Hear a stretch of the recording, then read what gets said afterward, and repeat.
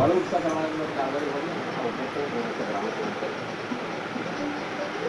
मागे आपल्याकडे घडलेल्या जनावरांच्या बाजारावर दुष्काळाचे चटके आणि पाऊस कमी झाल्याने जनावरांना खाऊ घालायला चारा आणि पाणी नाही. तातडीने चारा ठेवण्याकरिता पशुपालकांची मागणी.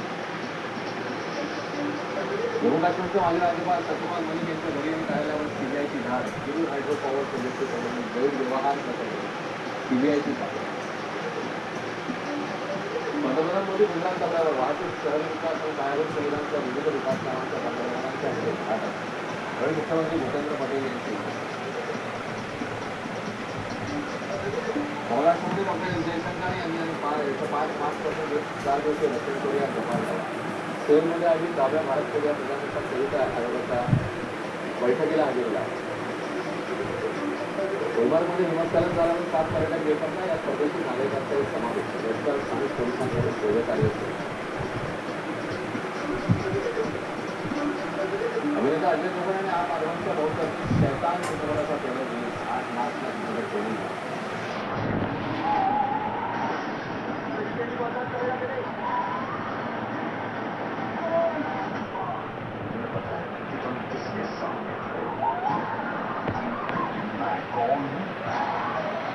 मैं क्या कर सकता हूँ?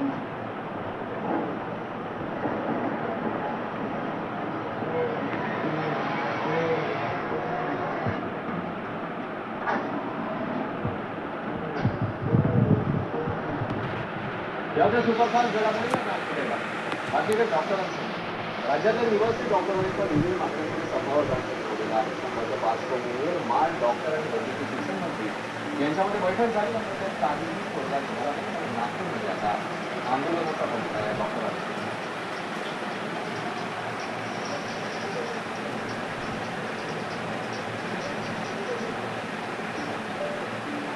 डॉक्टरांच्या संपासंदर्भात दिलेली अपडेट म्हणाली आहे. राज्यातील निवासी डॉक्टरांनी एका संपावर जाण्याचं ठरवलं. एक बैठक तर पार पडली, मात्र बैठकीचं त्यांचं काही निष्पन्न झालं नाही. त्यामुळे डॉक्टर संपावर. तुषार कोहळे आपल्याला ताज्या होते. तुषार, या आंदोलनाचं नेमकं स्वरूप काय, मागण्या काय काय आहेत?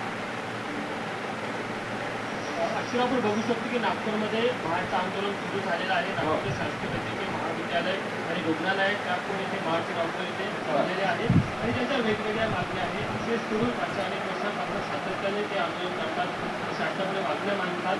मात्र त्याच्या मागण्या पूर्ण होत नसल्याने त्यांनी संपाचं अध्याय उपसले. डॉक्टर आपण त्यांना विचार करतात काय प्रमुख मागण्या आहे, संप आहे काय प्रमुख मागण्या? नमस्कार. संपाच्या प्रामुख्याने मागण्या आहेत आमच्या की जे काही आमचे रेसिडेंट डॉक्टर आहेत पूर्ण महाराष्ट्रामध्ये त्यांना राहण्यासाठी निवासी डॉक्टरांना जे काही हॉस्टेल असतात त्या हॉस्टेलच्या सुविधा नाही आहेत अजूनही उपलब्ध भरपूर वैद्यकीय महाविद्यालय. तर त्या हॉस्टेलच्या एक मागणी जी प्रामुख्याने मागणी त्याची माग करतो.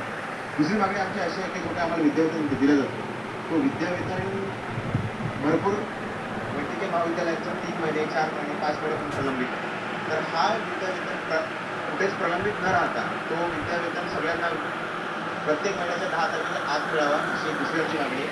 तिसरी मागणी अशी आहे की जे काही विद्यावेतन आम्हाला दिलं जातं त्या विद्यावेतनामध्ये आम्हाला वाढ करून हवी.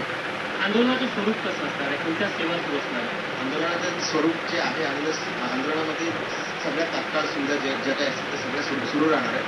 आणि आंदोलनामध्ये बाह्यरुग्ण विभाग त्याचप्रमाणे त्या जेवढ्या इलेक्टिव्ह ओटीज असतील इलेक्टिव्ह ओटीज हे सर्व बंद राहणार आहेत. त्याप्रमाणे जो वॉर्डवर्क असतो वॉर्डवर्क सगळे रेसिडेंट डॉक्टर काम करणार. एमसीचे किती मार्चचे डॉक्टर संपावर आहे? जीएमसीमध्ये टोटल 672 मार्चचे डॉक्टर आहेत ते सर्व संपावर आहेत. एकूण नागपूर शहरामध्ये किती आयजीएमसीमध्ये टोटल नागपूर शहरामध्ये 850 ते 900 जे निवासी वैद्यकीय अधिकारी आहेत ते सर्व संपावर आहेत. असून आपण बघितलं तर साधारण पीजे आणि डॉक्टर पीजे वाले सगळे डॉक्टर्स आहेत निवासी ते इथे आलेले आहे आणि त्यांनी संपाला सुरुवात केलेली आहे. विशेष करून ज्या काही मागण्या त्यांनी आता सांगितल्या आपल्याला की याच्या वेगवेगळ्या मागण्या